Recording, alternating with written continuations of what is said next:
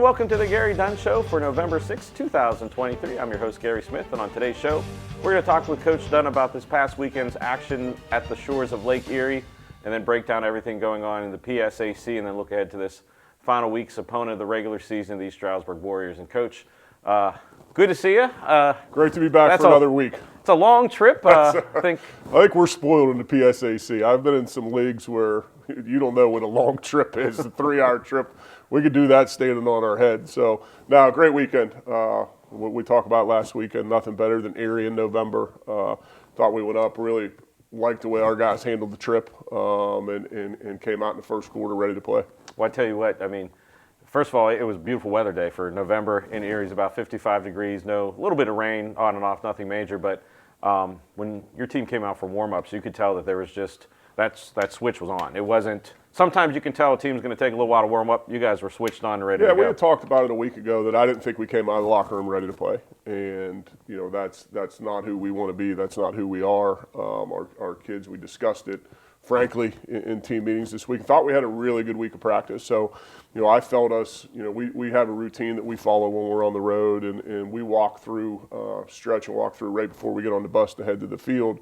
And I felt that our guys were ready to go at that point. Now, you never know as a coach. You're dealing with 18 to 22, 23-year-olds. But I just felt our energy and our mood was better than it was a week ago. And I think, I know we'll talk about all three phases, but I thought we played probably our most complete game as far as offense, defense, and special teams.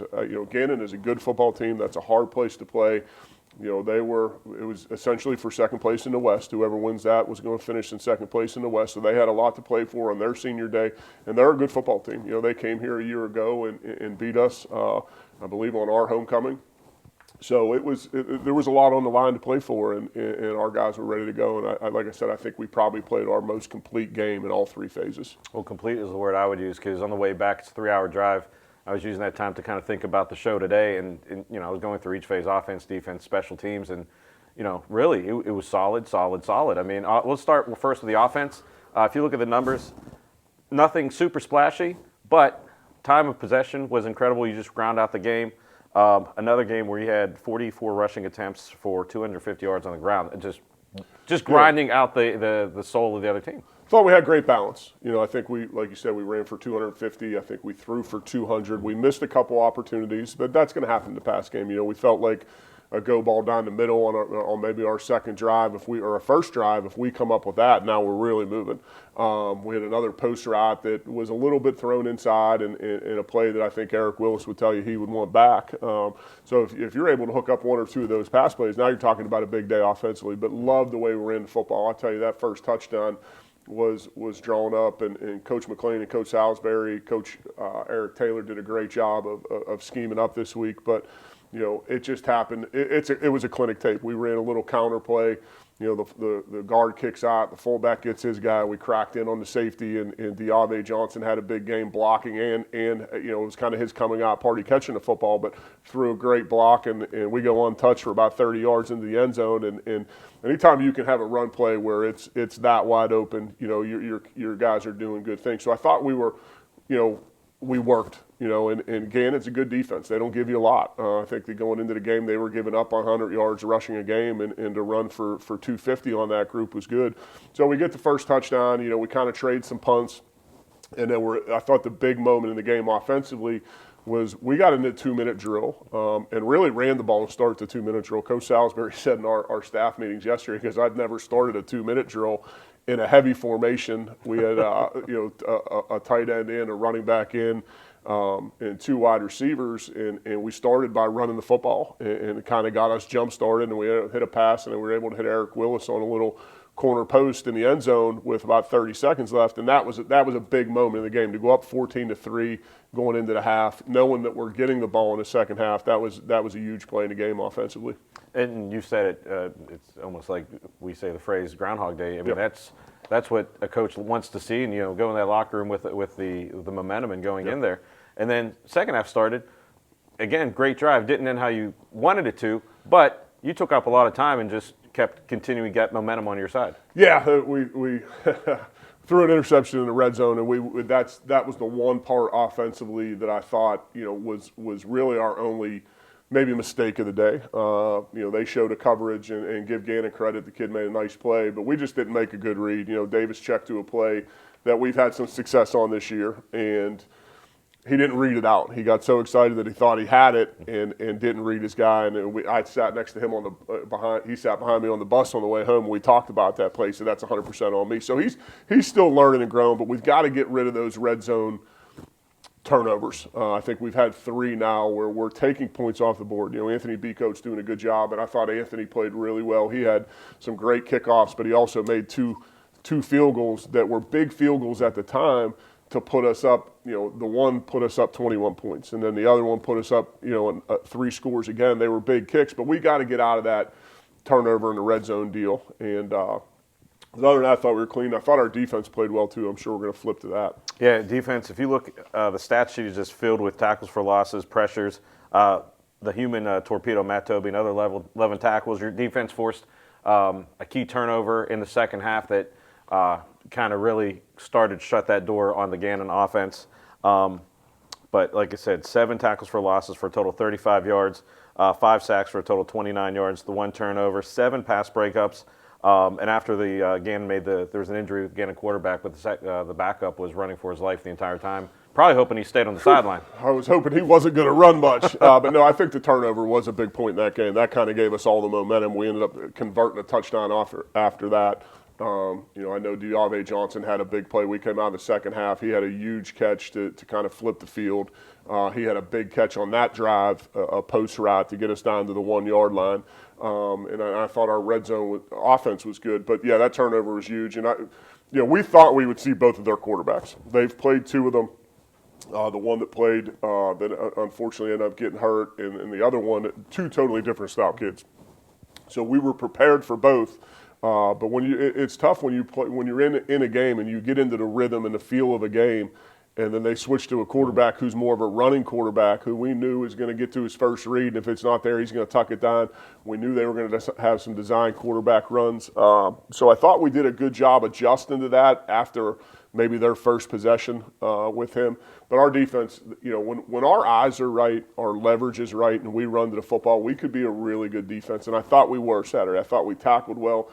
I think they had 60 yards rushing, so we stopped the run, kind of made them one-dimensional. And then there was a point in the third quarter, I think after they scored their first touchdown in the third quarter, you could tell that their offensive coaches may have been a little frustrated because now you're getting double moves and you're getting trick plays. And I pulled our defense to the side. I said, listen, guys, we got to be right with our eyes, because right now you're only getting double moves and trick plays. They tried a double pass. Mm-hmm. They hit a big play on it out and up that they ran a bubble corner route go scheme that we made a little mistake on. But they were searching for things because our defense was playing so well. Well, I know in the press box, the very, very cramped press box on Saturday, we were sitting next to the clock operators.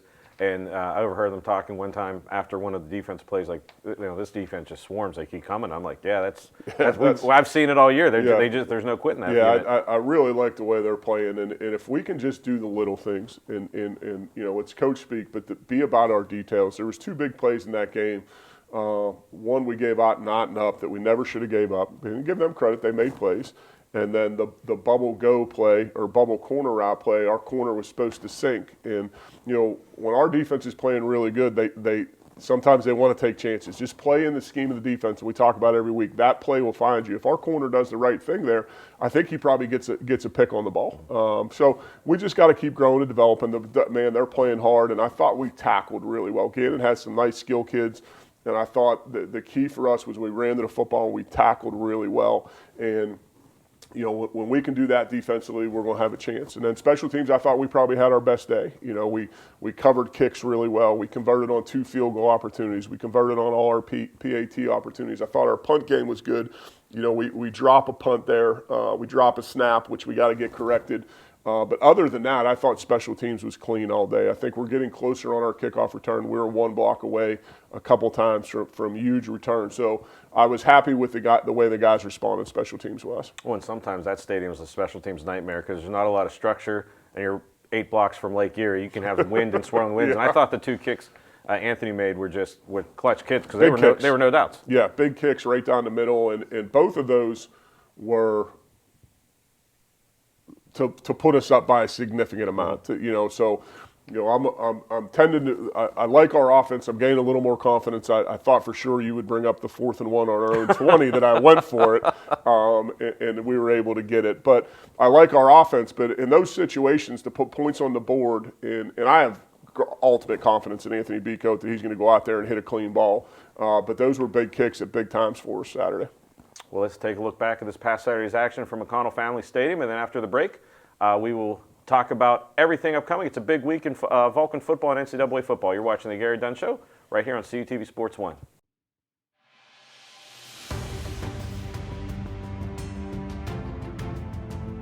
Handoff this time to Cameron, and Cameron gets the blocks, and Cameron slips through, and Cameron going to go untouched into the end zone for the Vulcan touchdown.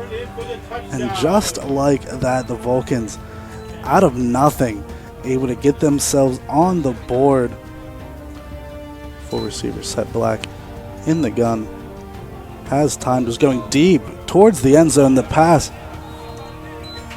caught for the touchdown.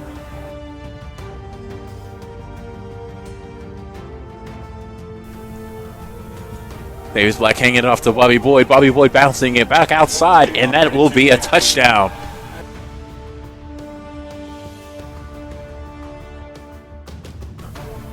Whitaker the snap, the handoff, and the ball is fumbled. And the ball is still rolling out. And they're going to say the Vulcans will come up with a recovery.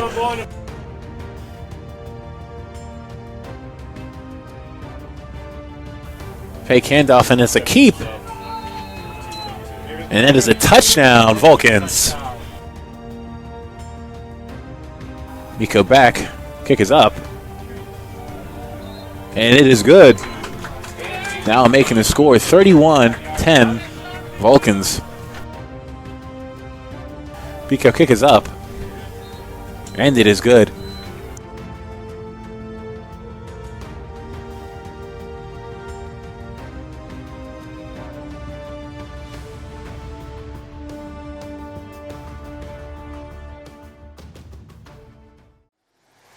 The PSAC Digital Network is on the cutting edge of live event production and streaming. Every season, the PSAC Digital Network features nearly 2,000 contests, over 1 million unique viewers, over 26 million minutes watching thrilling PSAC competition, including 22 PSAC championship tournaments and events. Since its beginning in the 2017-18 season, the PSAC Digital Network has continued to grow its viewership and improve its quality every year in order to capture exciting highlights, captivating moments, and the championship experience that only the PSAC can offer.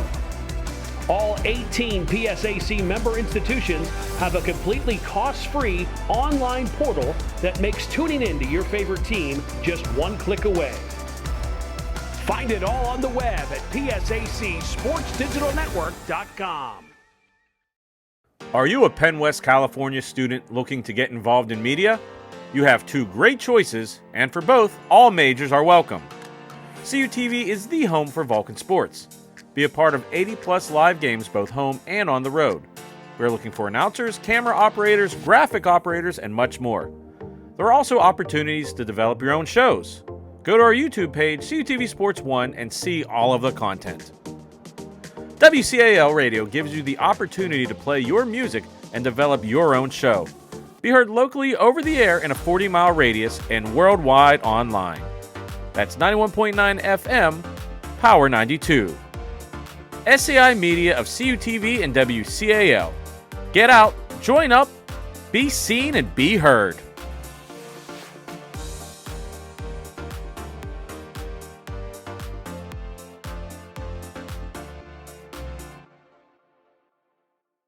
Come on out to the Convocation Center and support men's and women's basketball for the 2023-2024 season. The Vulcans are looking to put the PSAC on notice this year after both teams are picked towards the top of the preseason conference rankings. There will be 13 men's games and 16 women's games at home. Follow calvulcans.com for any update. All games will be live on CUTV Sports 1 and the PSAC network. Come out, our team's going to be very exciting.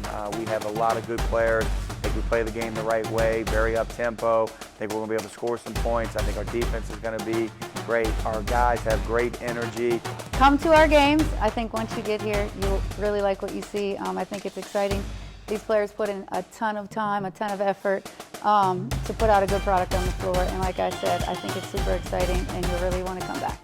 A new season of Vulcan football is set to begin September 9th versus Kutztown, September 16th versus Shepherd, September 23rd at Edinburgh, September 30th versus Clarion, October 7th at IUP, homecoming October 14th versus Seton Hill, October 21st at Slippery Rock, October 28th versus Mercyhurst, November 4th at Gannon, November 11th at East Stroudsburg. All games available on CUTV Sports 1 and the PSAC Digital Network.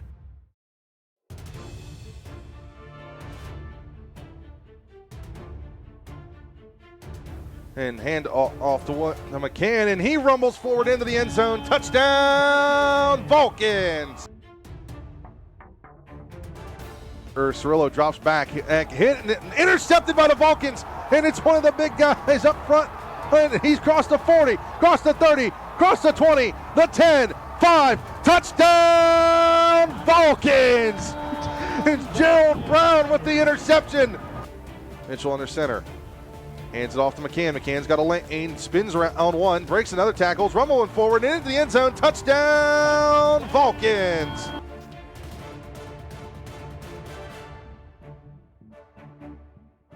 Here comes the pressure. Hit as he throws, fires, and it's intercepted by the Vulcans.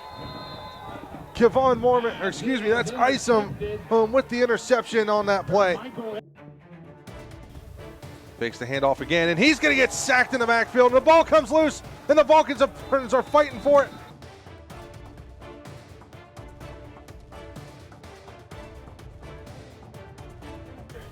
Takes the snap, drops back, fires down on the seam route, out into the end zone. Touchdown, Vulcans! It's Jaquay Jackson. Sam Martinez, and they're going to block this one. The Vulcans are going to pick it up, and they're going to have great field position as they're down around on the 2-yard line. Beatco, the kicker. Kick is up. And good. That'll extend the lead, eat another 3 points.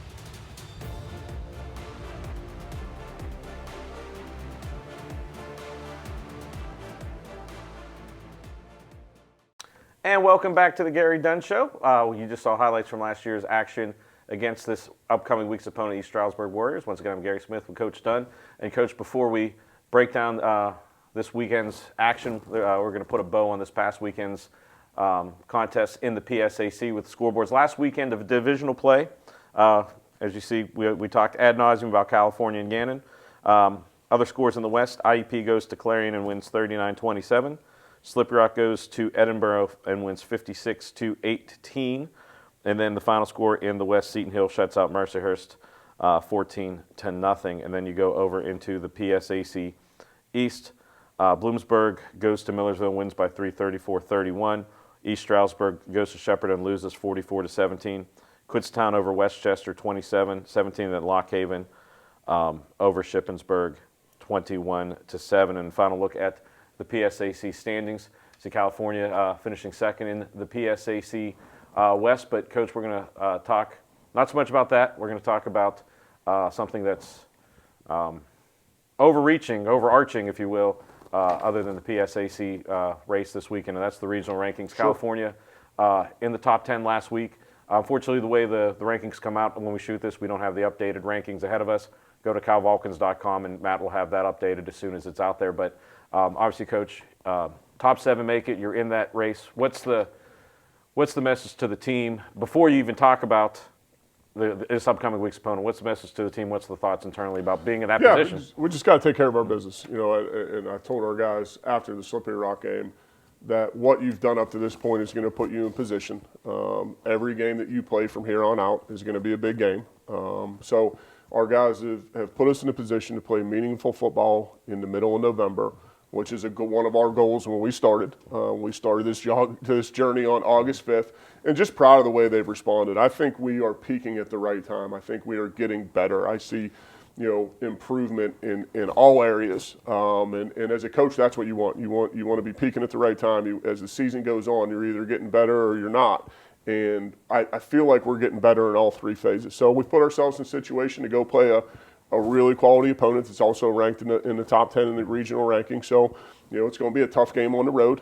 Playing 2 weeks, two really good football teams on the road is the schedule that we've been dealt. So we've got to go line up and play. And I told our guys yesterday, let's go play Vulcan football, and we'll look up at the end of the day and see where we're at. Before we break down East Stroudsburg, you kind of took the lead out of my mouth there, because I was going to say, as a fan, as someone watching, when you're watching any team from the beginning of the season to whatever point, as you're either grumbling that things aren't going well or the team's improving. And I can honestly say, like, as you're watching as a fan from the beginning of the season now, I mean, it's just the team is crisper, swarming. You can just see, like, just that look in their eyes. That I just think our guys love the work. I love our culture. I love the way they work. We had to change our schedule up this week. I'll give you an example. With the NCAA passed a rule a couple years ago that on election day, you need to be off. You can have no CARA-related activities, which is accountable athletic-related activities. So we got to give them Tuesday off. So I talked to the captains last week, and I said, hey, listen, I want to bring you in on Sunday. Let's watch the GANNON game on Sunday. Our guys are typically off on Sundays. Nobody blinked. We were there. We had great meetings yesterday. Brought them in at 1 o'clock. We had great meetings. That way we can give them Tuesday off and feel like we really haven't missed any prep time. Our guys just want to work, and I really think they enjoy being around each other. I think we talked about it last week. There was a moment in the locker room. I can't remember what song it was, because I try and get in the locker room as quick as I can and get out. But the whole team was in there singing. I think they generally enjoy being around each other. And, we just got to keep continuing to improve. And it's going to be about our week of work this week. I thought we had a great week of practice last week. And when you're in week 10, which is really week 15 after preseason camp, and you're still having crisp practices, good practices, then you're doing the right thing. And I told the team, listen, I don't know how many teams in the country right now in all phases of football are playing for nothing. They're just playing. You have put yourself in a situation that you're playing meaningful games, and we got to continue to work and put our best foot forward and try and go win another football game against a quality opponent this weekend. And it seems like a fun bunch to be around, because, again, this past weekend, again, where our crew was pretty much 3 feet above your heads the entire game. But it just seems like that energy on that side, it seems like it's a good group to be around. And we got the leadership. I've enjoyed this group, more than a lot, I'll tell you that. They're fun to be around. We've really had no issues. We're all pulling on the same rope in the same direction. It's been a lot of fun. Well, let's break down this upcoming week's opponent, East Stroudsburg Warriors, another team in the top 10. This is a de facto possibly playoff game, because, the way things are, top 7 get in. Winner's probably going to advance. Loser might be on the outside looking out. Although with the way the region has been this year, who knows? It's been a crazy region. Once again, go to ncaa.com, go to calvulcans.com, and just see what's going on everywhere. But you got a good team. You're traveling to East Stroudsburg, pretty much the furthest point you can get from California, PA, to face a good football team. And I know you broke down film already. What does East Stroudsburg look like on offense? Really good. They're going to give you a ton of different formations. They're going to give you a ton of motions, a ton of shifts. They use their personnel well. They've got tight ends. They've got fullbacks. They'll line up an empty and shift to a 2-back set. It's going to be a big week for us to be disciplined with our eyes, disciplined with our checks, disciplined with our calls. They've got some explosive kids on the outside. They've had some issues injury-wise at quarterback, but I don't know if that's not a blessing in disguise, because they've played 3 quarterbacks, and each one of them brings something different to the table. So not sure who will get there this week. They're big up front. Their right tackle blocks out the sun. He might be the biggest kid in the league. I don't know if you remember Big Cat Williams from Cheney years ago. He's about that big. They're just a really, really well-coached team that does a lot. They run the football really well. I think they're averaging 170, 180 yards a game running the football. So it's all based out of the run game. Then they're going to get you, committed to stopping the run and take one-on-one shots with quality receivers. So offensively, they're just solid. They're a lot like us. They want to be a balanced offense. They probably do more personnel, more shifts, more motions, a lot of empty backfield sets. So they really make you defend everything is really the best way to describe them. And their head coach is an offensive guy, and they do a great job. And the head coach, former Harlan Hill winner Jimmy Terwilliger from about 15 years ago, has been there several years now. Yeah. But on the defensive side, what do they bring to the table? Yeah, play multiple fronts, multiple coverages. I think really the strength, two things jump off the film. Their D-line is really good. They've got an All-American candidate that was an All-American last year. He's been a PSAC All-Conference guy his entire career. He's enormous. He's great against the run. He's a good pass rusher.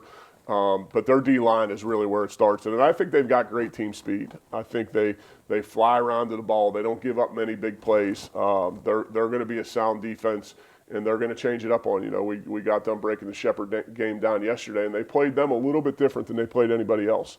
So we're going to have to be, we're going to have to be balanced. They're only giving up, I think, 85 yards rushing a game. So, they're great at stopping the run. I think they have 16 picks on the year. So their deal is stop the run, get you in long down situations, bring some pressure at you, and hope that they can get their hands on the ball. So we've got to find a way to stay balanced. We've got to find a way to, and I know the offensive staff's over there right now trying to figure out how we can run the ball. But we're at our best when we're balanced. When we can run the football and throw the football, we're at our best. We're going to have to figure out a way to do that against probably one of the best defenses we've faced all year. And the third phase of the game, special teams, and it always seems in big games, in big situations, that special teams can either be a blessing or a curse. Yeah. What do they look like on that third phase? Yeah, solid. Just solid across the board. I think their kicker does a really good job. Their punter is really good. I don't know exactly what he's averaging, but so yesterday I go back and watch the last 2 games or last 3 games from start to finish. I watch the offense, the defense, and the special teams just like you're watching it on TV. And the punter's doing a really good job. I mean, he's hitting 40, 45, 50 yarders consistently. And then their cover units are good. So I thought we took a step in our cover unit. I thought our kickoff team did a really good job. So we're going to have to, field position is going to be a huge, huge part of this game. And I thought against Gannon, we won the field position battle. And we're going to have to figure out a way to do that again. And that game will be this Saturday at 1 o'clock in East Stroudsburg, PA. A long trip. Let's go over the rest of the games in the PSAC. This weekend, it's a de facto crossover weekend. Cal, East Stroudsburg, 1 o'clock. The PSAC title game at Kutztown, Slippery Rock at Kutztown, that's at noon. IEP travels to Bloomsburg for a 12 o'clock kick. Seton Hill travels to Millersville for a 12 o'clock kick. Mercyhurst at Shepherd. Clarion at Westchester. Edinburgh at Lock Haven. And Gannon at Shippensburg. But, Coach, you said it a little bit ago that how special it is to be in November playing for something. Absolutely. What's the word to the fans to try and make the long trip? Have you ever seen the fall foliage in the Poconos this time of year? Have you ever seen it? It is breathtaking. My mom, when I was a player here, my parents went to obviously every game, and my mom still talks about how nice it was out at East Stroudsburg. Close to the Poconos, great resort town. I know we're going to have some alumni there. I know a lot of my guys are on a text strand. I know my buddy Scott from New York is going to be there, and a couple of the other guys said they're going to try and make it. John DeFruzio, who played linebacker here from Philly, is going to make it over. So we're going to have some alumni there, but, I mean, the only thing better than maybe Erie in November is the fall foliage of the Poconos. Well, I tell you what, it seems like every time you get on the other side of the Susquehanna River, it just seems like your alumni army just gathers. And there's a rumor out there that Tony Todd, a running back that I played with here, will be there. So hopefully we'll have a good crew. But this is a fun team to watch. And, I know a lot of our alumni will be out there, so it'll be great to see those guys. And just looking forward to having a great day. And that, once again, is Saturday at 1 p.m. from Eiler Martin Stadium in East Stroudsburg, PA. Unfortunately, CTV won't be there, but our friends at Blue Ridge Cable will have the game on the PSAC network. So tune in, and then hopefully the way things work out, we'll be talking about other schedules and everything fun like that. But can't put any carts before any horses. One game have a great schedule. week of practice. So, well, Coach, go back to film study, and good luck this week, and we'll see you next week on the Gary Dunn Show.